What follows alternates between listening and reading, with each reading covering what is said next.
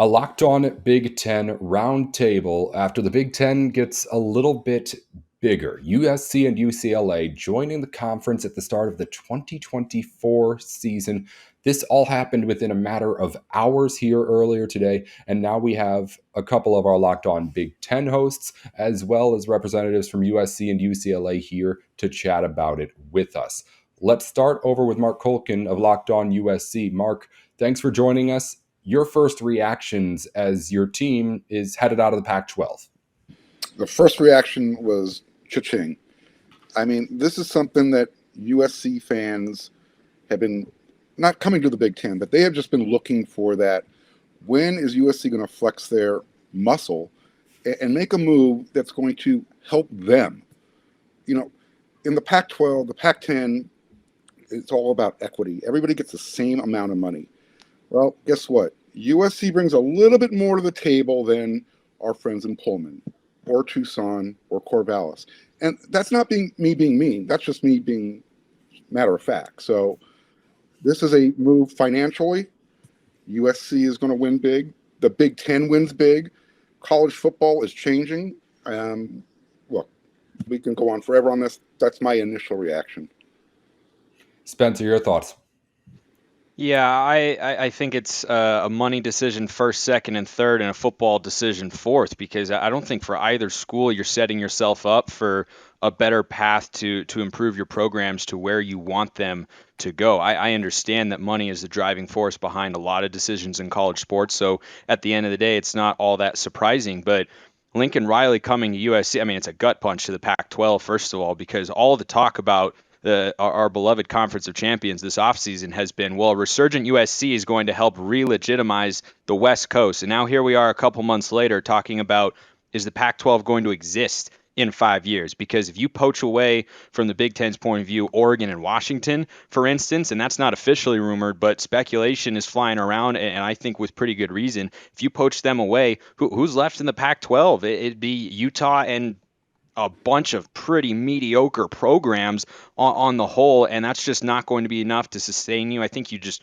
would cease to be a Power 5 conference at that point. I think you're holding on by a thread with the loss of USC and UCLA from a football standpoint. When you look at basketball as well, where UCLA has been one of the biggest brands. So I think it's a money decision first, and one that new commissioner George Kliavkoff is getting a rude awakening into his job. Spencer McLaughlin of Locked On Pac-12 joining us. The future of that conference is an entire different conversation we could have for hours, as is this one. Moving over to Big Ten side, Jay Stevens, host of Locked On Buckeyes here. Jay, you've got some competition on the football field now. How welcoming are you to these two teams coming in here? I'm welcoming. People may say, Jay, why would you allow more competition? Well, no matter who the competition is in the Big Ten, Ohio State has found a way to dominate the conference over basically the past 20 years. Not winning it every year, but they found ways to overcome hurdles and still be the preeminent football team in the conference. So I say bring it on. Those trips to LA will be fun. They will be enjoyable. The players will get a different vibe and a different look at a different in different stadiums and historic stadiums, which it will be fun to play in. But I just say bring it on, because Ohio State has adjusted very well to the different things that Big Ten has added over the past just 10 years. So I do think they'll be able to adjust very well to USC and UCLA joining the Big Ten Conference. And Kane Robb joining us as well, the host of Locked On Gophers. We're going to talk about the geography of this thing in a bit, but Minnesota welcoming in some warm weather teams onto the football schedule. Guess open arms there, Kane? For sure. I mean, I'm sure that the players themselves will enjoy getting to play in some warmer weather games, getting to go out to California a little bit more often. Hopefully don't have too much fun, focus on the game over there. But overall, I think it's a welcome challenge. And I think even play styles will be really interesting, because you see a lot of ground and pound in the Big Ten. I mean, the only team you really see passing the ball often and early and often is Ohio State. Now you're going to get that type of play style coming from USC, especially with Lincoln Riley joining the crew, and UCLA. So it'll be interesting to see how they adjust to defend a lot of teams, and how our teams in the Big Ten adjust to maybe passing the ball more often and incorporating that pass game across the conference. Spencer, that's an interesting point he makes about the different styles of play that these two conferences traditionally have. As UCLA and USC make this transition over to the Big Ten, do you think it's an advantage, at least in the immediate future, for them to be more of that spread it out offense? Or is there going to be a struggle like Kane talks about, trying to defend the ground and pound of Big Ten football? I think there's more than one way to win a football game. You look at some of the biggest matchups in the Pac-12 conference over the last decade or so. Some of them have been Stanford, Oregon. Back when Chip Kelly was with the Ducks, those are two very different styles. But both of those coaches, David Shaw and Chip Kelly, won Pac-12 championships, won Rose Bowls, won BCS games, and they did it in two very different ways. And I don't think the play style is going to be a huge differentiator here in terms of how they will match up in the conference. I think it'll be no different than what you might see within the Pac-12, as every team has their own style, their own identity, and how they want to play. And USC certainly will throw the ball plenty. You have Caleb Williams as your quarterback, maybe the number one pick in the 2024 NFL draft. You're going to air it out with Lincoln Riley back there calling the plays. But the thing with UCLA, I'm not entirely sure what the national perception is of the Bruins, but they want to run the ball first and foremost. That's what Chip Kelly has always wanted to do. It was more speed and beat you to the edge and have smaller pulling linemen back when he was with Oregon. But UCLA, first and foremost, they're a physical power running football team. So stylistically, I think they fit into the Big Ten more than people would think there. And they want to throw off of that run action. That's what Chip Kelly has always been about as an offensive play caller, and I think he's adapted in some ways since he's gotten to UCLA, recruiting bigger running backs, bigger offensive linemen, and if they can make adjustments on the defensive side of the ball, and they've got a new defensive coordinator, which is a move about 2 years overdue, then I think they're going to be able to be a team that you have to reckon with in the Big Ten, but they're certainly not someone who I expect to come out and start throwing the ball 40, 50 times a game. It's not what Chip wants to do. That's the question. I guess we'll go Mark and then Jay.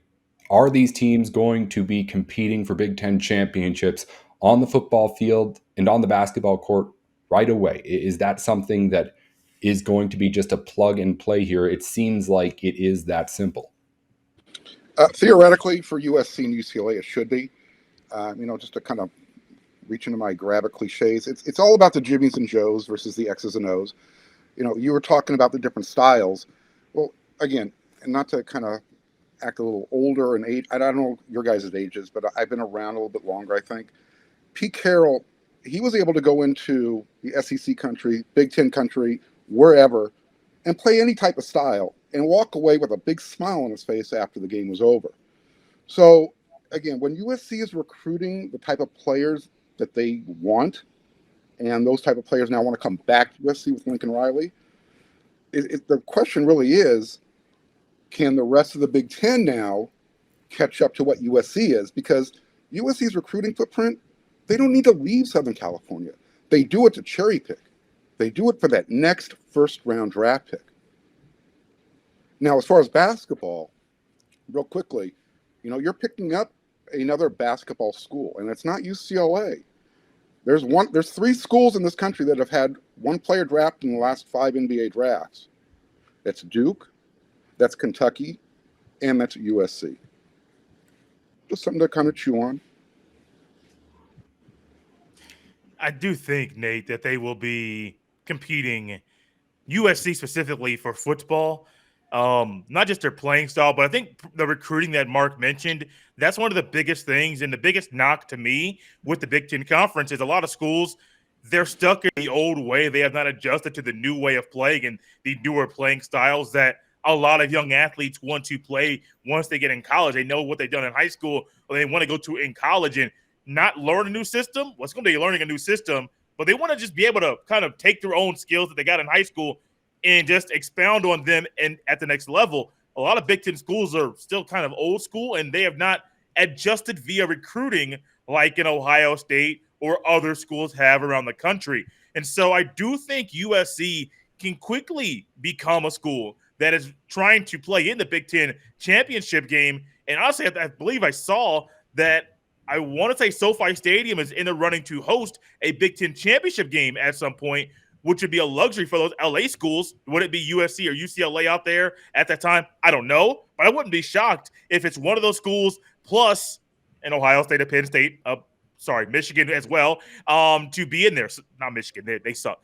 But I do think at some point that it could be them, simply because they recruit in a way that most Big Ten schools can't compete with.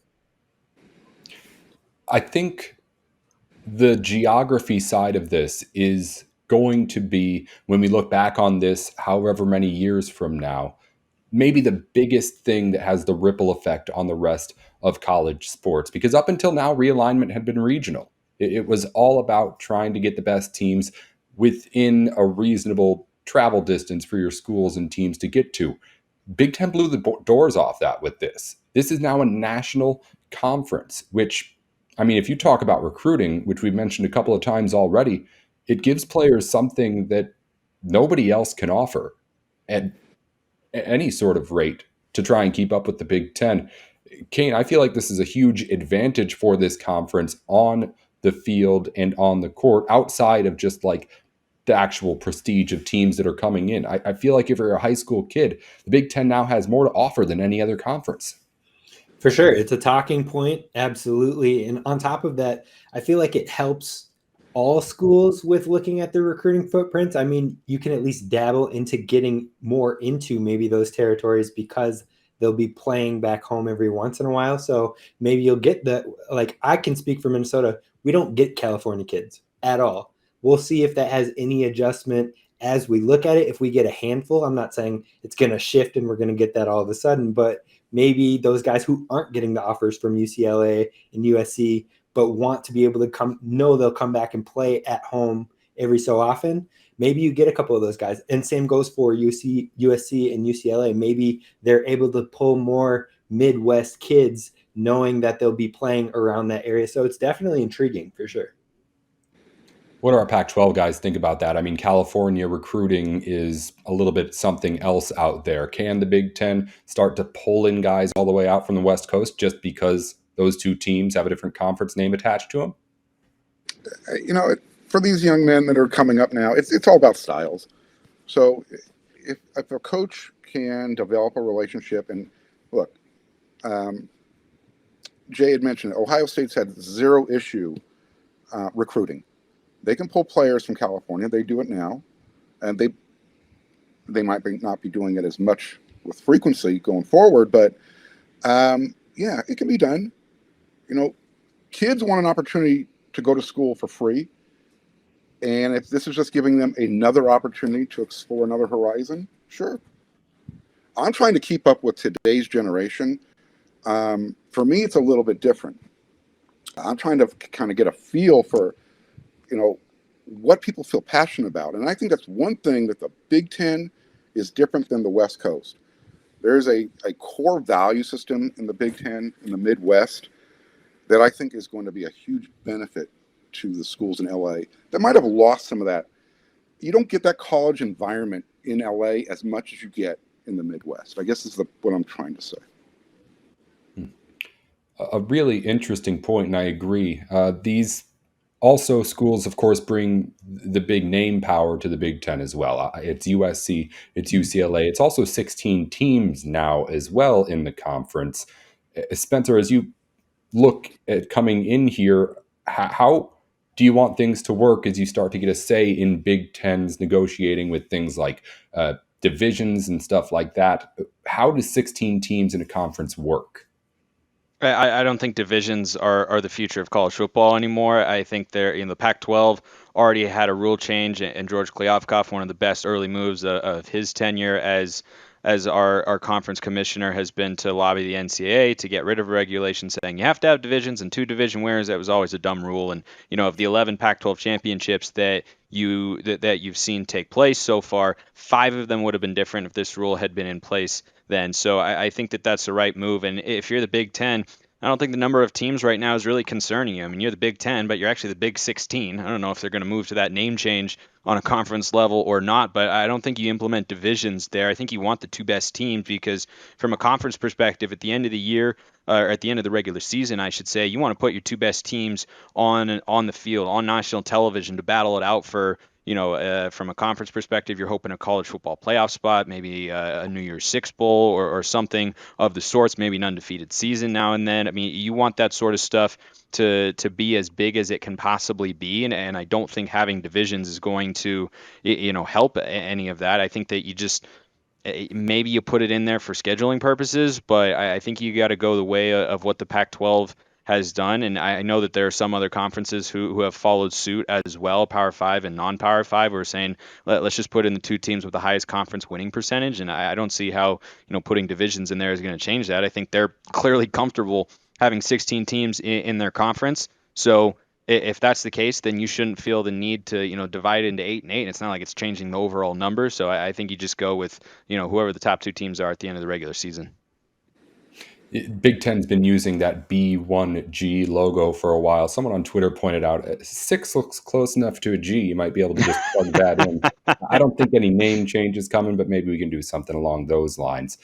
Jane King, this is a move the Big Ten made to try and match Oklahoma and Texas going to the SEC. If you ask me, it does that, maybe even does a little bit more. How are you guys feeling about how you stack up against that conference in this power struggle that we've started? In football, it's still the SEC, man. That conference is different when it comes to football. I get what USC brings. I get what UCLA brings. USC has not been a power or preeminent or a major power in college football where they're competing for national championships in a while, consistently doing that in a while. USC is going to bring something different, but I think it goes back to the recruiting aspect that I mentioned earlier. Not many schools in the Big Ten can go down south and get that talent and get them to come up north. Not USC, Ohio State, like I think Mark mentioned, they're doing that, going to California, can go down south. There's a kid in Georgia who might commit to Ohio State tomorrow. That's to be determined. I mean, it's possible. But Ohio State can go down south and get those guys. The SEC is still getting those guys that are the talented, the elite prospects are in the country. A lot of them that are down south, they're staying down south for a reason. It's still the SEC. Yeah, it does help the Big Ten as far as being a bigger conference and more powerful on the football landscape.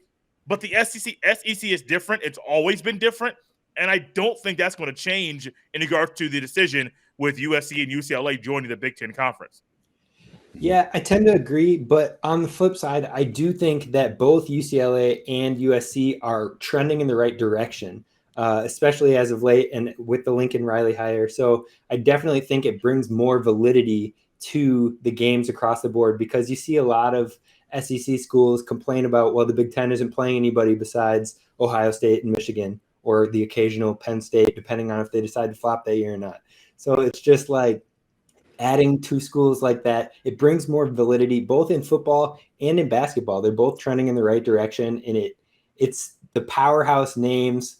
It might have been long ago that they had consistency, but it seems like they're trending in the right direction as well to getting back to that point. So we mentioned a national conference is intriguing to a recruit, also very intriguing to media companies. The Big Ten has a media rights deal it's negotiating right this second. Now we know maybe why that deal had not been announced yet. It could mean a whole lot more money coming into this conference. Mark, I know you have thoughts on what exactly this does to that aspect of things. Well, look, let's just be honest here. The biggest city in the Big Ten now is LA. So you're going to have a shift, a seismic shift of where, the media is going to want to put their money. You've got SoFi right down the street from the Coliseum. You've got the NFL. You've got the Lakers. And there's just so much around. And then you bring in NIL. Again, there's just so much to kind of chew on right now. It's hard to kind of say what the effect is going to be. But I think when you're talking about TV and the amount of money and the brand that USC and UCLA brings, yeah, I don't know the kind of dollars we're going to be talking about here when they actually announce that TV contract, but the SEC is going to be chasing the Big Ten. And I as far as scheduling, you're going to have two major national conferences when this is all said and done in 5-10 years. You're going to have USC playing Alabama one year, Ohio State playing another team from the SEC. That's going to be your pool of scheduling because TV is going to dictate who is playing who. It's going to be the NFL. Thoughts from the other side here on the Big Ten's hosts, Jay and Kane. This is huge for Big Ten media, of course. What does it mean for individual Big Ten schools? I mean, more money coming in, I suppose, but is that exactly worth what's coming in on the competitive side? I think so. I think the money coming in is going to be a big deal. Mark mentioned the TV contracts and the negotiating and what LA brings specifically when it comes to money and things that are there in what's now the biggest city in the Big Ten Conference starting, I believe, August 2nd in 2024. CBS Sports, I still believe, does not have a contract with the conference. They're losing the SEC. SEC, I believe, is going only on the ESPN. So I'm wondering if this is a pool for the Big Ten to get that game of the week on CBS Sports every Saturday. Now, the time will probably change because if you have two LA schools in 2024, you have a 2:30 p.m. or 3:30 p.m. Eastern kickoff. Yeah, people out there might say no, but I do think with the money that CBS will pour into the Big Ten Conference, if that is what CBS wants to do, it would make sense because you're going to get games in LA. You're going to get games against Ohio State, Michigan, Penn State, Wisconsin, Iowa, all these schools playing all these different teams that they normally don't play, at least initially. I do think CBS Sports could put some money out for the Big Ten and say, well, we want to make your conference and make sure you guys are the game of the week for us every week. And here's how much money we're going to dump into your laps to do so. For sure. And I mean, like bringing these big of names in, I've seen, who knows what those final numbers will be, but I've seen tweets, I've heard other people talk about how each school could be seeing up to $90 to $100 million via this TV deal. And then in comparison to what the Pac-12's current deal is, it's around $35 million per school from the TV deal. So it's just like drastically different, and that money helps you in all sorts of fronts, whether that be upgrading your facilities or however you choose to disperse it. It helps the program immensely. One more before we go, guys. I guess we'll just take it across the video here. Yes or no question. As I mentioned, this was a move in response to the Texas-Oklahoma move to the SEC. Is this move for the Big Ten bigger than OU and Texas moving to that conference? Start with Jay and go across. No. Kane? I lean no. And Mark? To be continued. I like that answer. Spencer? I think the answer is both yes and no, because I think from a shifting the ground under our feet perspective, it feels bigger. But if you're talking about the caliber of schools and the national brand power of schools that are moving conferences, it is smaller in that sense. But when Texas and OU announced they were going to the SEC, it felt like, oh, okay, they're going to get them, and like that's a big deal. But it never seemed as a potentially dire situation for the Big 12 as it seems for the Pac-12 right now. So you can count me somewhere in the middle. It's without a doubt, I think the two biggest schools that the Big Ten could have pulled in from a conference, if you're talking about just like two schools who are similar in geographics and things like that you could get together as a pair. I don't think it gets any bigger than that. Spencer McLaughlin is the host of Locked On Pac-12. Mark Kulkin is at Locked On USC. Kane Robb's at Locked On Gophers. And Jay Stevens is at Locked On Buckeyes every single day of the week, at least 3 times a week here during the off-season months. I'm Nate Dickinson with Locked On Big Ten. We've got plenty to talk about on our shows over the next coming weeks. Go ahead and subscribe wherever it is you get your podcasts.